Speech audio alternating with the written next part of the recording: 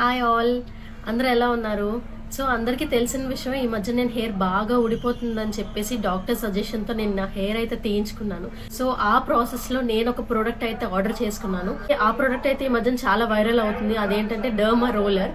So అదైతే నేను అమెజాన్లో ఆర్డర్ చేశాను. సో దాని రివ్యూ ఎలా ఉన్నది, ఎలా ఆపరేట్ చేయాలి, పెయిన్ ఉందా లేదా, సో ఈ డౌట్స్ అన్ని మీకు ఈ వీడియోలో నేను క్లారిఫై చేయబోతున్నాను.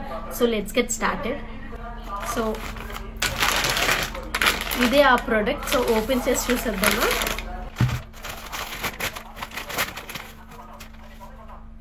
సో ఇదైతే చెప్పినట్టు సోట్రూ నుంచి. So 540 titanium needles with 0.5 mm length. ఓకేనా, ప్యాకింగ్ అయితే సూపర్గా ఇచ్చాడు. నీడిల్స్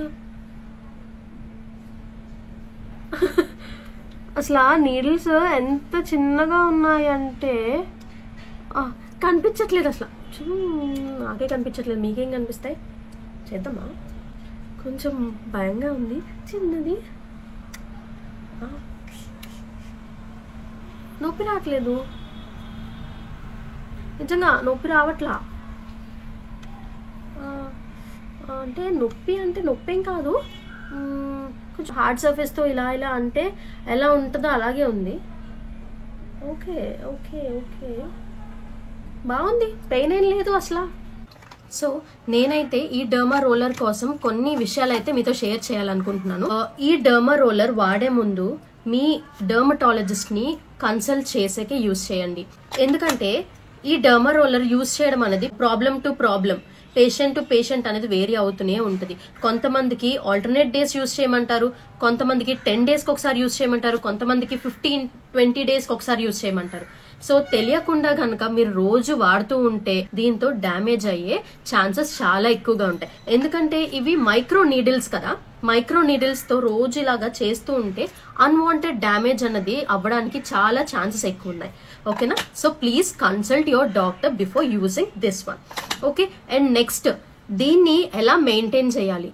వాడే ముందు, వాడిన తర్వాత కూడా డెటాల్లో కానీ శానిటైజర్లో కానీ కొన్ని లిక్విడ్స్ ఉంటాయి కదా, వాటిలో ఇది ఒక 10 minutes ముంచి క్లీన్ చేసి బయటకు తీసిన తర్వాత టిష్యూతో ప్రాపర్ గా డ్రై అయిన తర్వాత మాత్రమే బాక్స్ లో పెట్టాలి. లేకపోతే ఈ మైక్రో నీడిల్స్ మన స్కాల్ప్ తగిలినప్పుడు మైనర్ ఇంజరీస్ అనేవి మాత్రం జరుగుతూ ఉంటాయి.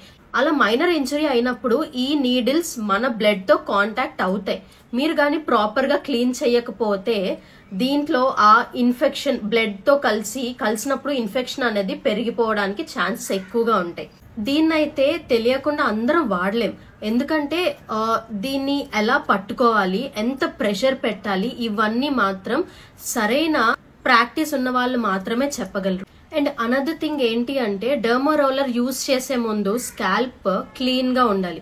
మెయిన్ గా మీరు హెడ్ వాష్ డాక్టర్ సజెస్ట్ చేసిన షాంపూతో క్లీన్ చేసిన తర్వాత డర్మా రోలర్ యూజ్ చేస్తే మనకి రిజల్ట్స్ అన్నవి చాలా ఎక్కువగా ఉంటాయి. ఎందుకంటే ఒకవేళ ఏదైనా ఆయిల్ 2 days ముందు ఆయిల్ పెట్టిన హెడ్ తో చేస్తే అందులో స్వెట్, డస్ట్ అన్ని కలిసి నీడిల్ మనం పెట్టినప్పుడు ఆ డస్ట్ కూడా లోపలికి వెళ్ళే ఛాన్సెస్ ఎక్కువ ఉంటాయి.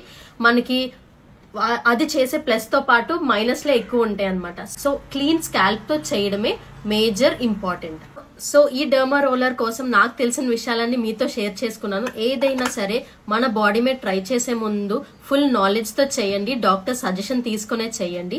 సో నెక్స్ట్ వీడియో వచ్చేసి నాకు డాక్టర్ సజెస్ట్ చేసిన లోషన్స్, టాబ్లెట్స్ అన్ని మీతో అయితే షేర్ చేసుకుంటాను, అవి ఎలా యూజ్ చేస్తున్నాను. So thanks for watching the video and thanks for supporting me. Bye bye.